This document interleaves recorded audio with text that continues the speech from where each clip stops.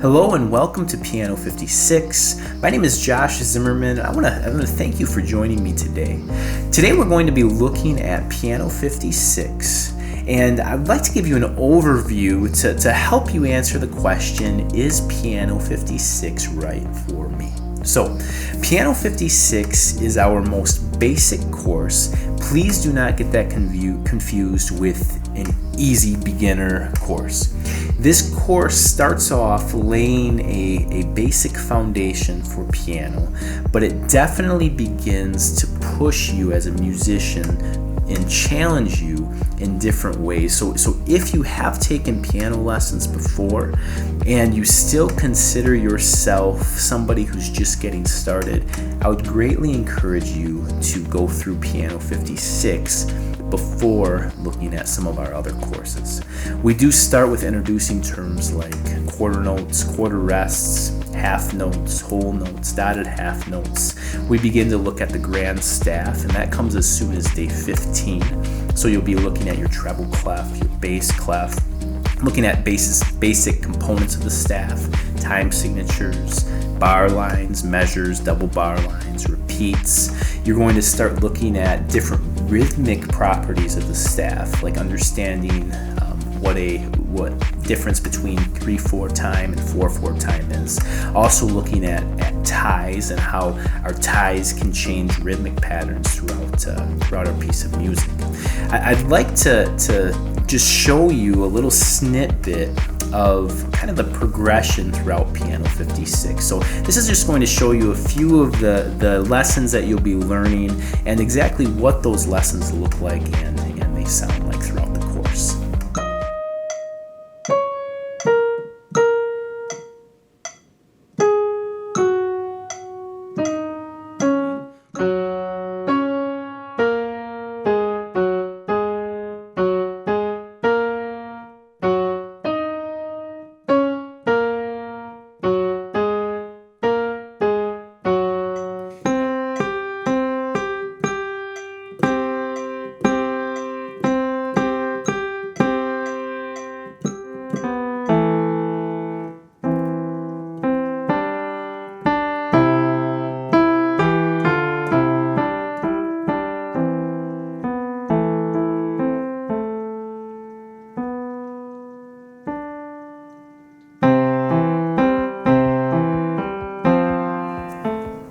So I'd like to discuss with you what a typical week looks like in Piano 56.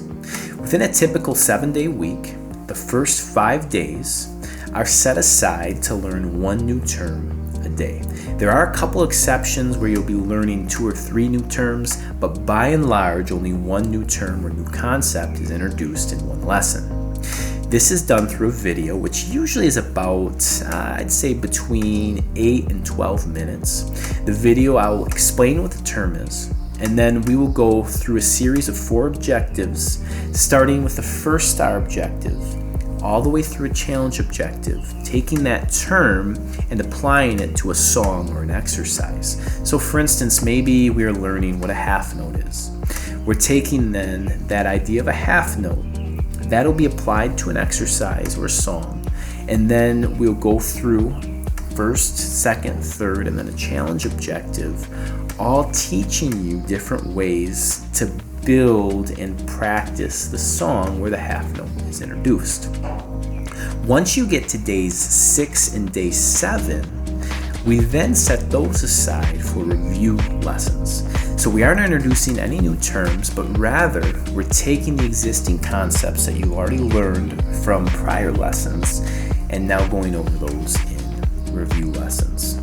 So back to the initial question, is Piano 56 the right place for me to start?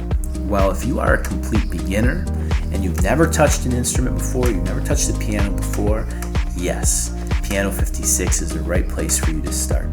If you're somebody who has some experience on the piano, but maybe is a little rusty and needs to polish up some of the foundational aspects of learning to play the piano, yes, Piano 56 is the right place for you to begin.